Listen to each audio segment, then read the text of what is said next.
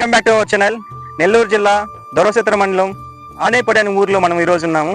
అనుకున్న 10 ఎకరాల్లో గత 30 సంవత్సరాల నుంచి రకరకాల పంటలు పండిస్తూ అధిక లాభాన్ని పొందలేకపోయానని రైతు రాజన్న మనతో ఆందోళన చెందారు.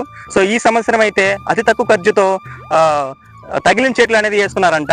ఇంకొక 2-3 సంవత్సరాల్లో మంచి లాభాన్ని పొందొచ్చని రైతు రాజన్న చెప్తున్నారు. ఇప్పుడైతే ఒక టన్ను ధర 7 నుంచి 9 వేల లోపల ఉందని రైతు రాజన్న చెప్తున్నారు. ఈ సంవత్సరం అయినా రైతు రాజన్నకి మంచి ఆదాయం రావాలని కోరుకుంటూ ఈ వీడియో చేస్తున్నాను. Please like and subscribe my channel. Thank you.